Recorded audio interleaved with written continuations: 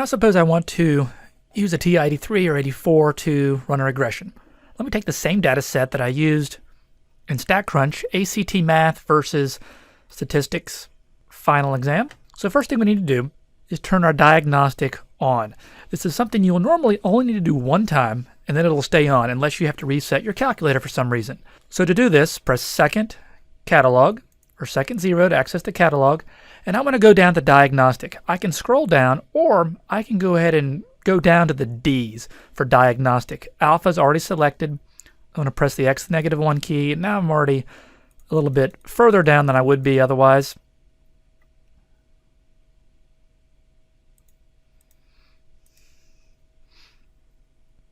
And I want my diagnostic to be on. I'm going to select enter and then press enter. It just says done. Let me clear the screen. Now let's enter our data. Press stat, edit. In general, I put my X into L1 and my Y into L2. My independent variable into L1, dependent into L2. So here's my data. I'm just going to start typing in.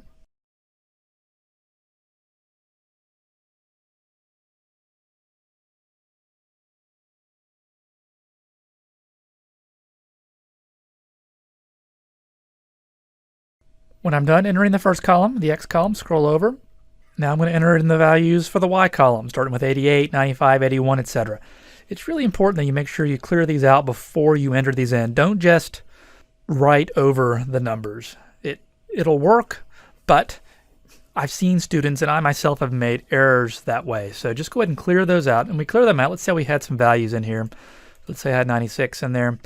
I can scroll all the way up to the top and press clear and then press enter. Now we're good to go. Okay, now that we have the data entered in, I want to run a linear regression. I usually do this from the home screen. So I'm going to press second mode, go back to the home screen, press stat, scroll over to calc. We have a couple options. We can go to number 4. This is lin regress ax plus b, or we can go to number 8. Lin regress a plus bx, depending upon how you want it to look. Let's just choose this first one. My X list is in L1, Y list is in L2. I can leave the frequency list, just leave it blank. Suppose I want to store this regression equation. I actually want to see this regression equation graphed. I'm going to go ahead and put this into Y1. So press vars, scroll over to yvars, it's a function, and select Y1. Sort of an optional step, and then press calculate. So here I'm given my equation. My equation would be y equals 1.05x plus 58.812, depending upon your rounding. I'm also given my r squared value, coefficient determination, and my correlation coefficient at 0.47. The coefficient determination, the r squared, was 0.22. If you don't see these values, the r squared and the r, that means your diagnostic was not turned on. Go ahead and do that again, and then rerun the regression, and it should appear. Notice this is exactly the same that we get when we run this regression in StatCrunch. We have 58.81181, exactly the same we get for our constant value, and then our slope 1.05 about, we get 1.05. Our correlation coefficient and coefficient determination are also exactly the same. Now, before we actually run a linear regression, we should always plot it to make sure that it at least appears to be linear. So on the TI-84, I'm going to go to press second, y equals, I need to turn my stat plot on.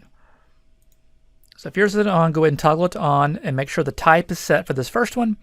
Notice my X list is in L1, Y list is in L2. That's the default. But when you start doing a lot of these, you'll end up changing them. You'll put list in L3 and L4. So just make sure you're aware of that. Now that it's on, I'm going to press zoom 9. So zoom, I normally don't scroll there. I just know it's zoom 9, but just so you can see what I'm actually accessing, I'm accessing zoom stat. Doesn't always do a good job, but normally with the scatter plots, it does a fine job.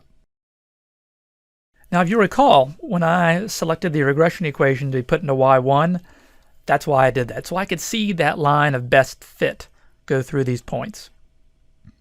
Notice if I press y equals, there is that equation into y1. Because I told it to paste it there. I didn't want to actually have to write it down and put it in. I wanted it to automatically show up there. Again, let's look at the graph again. And let's see how this compares to the StatCrunch graph.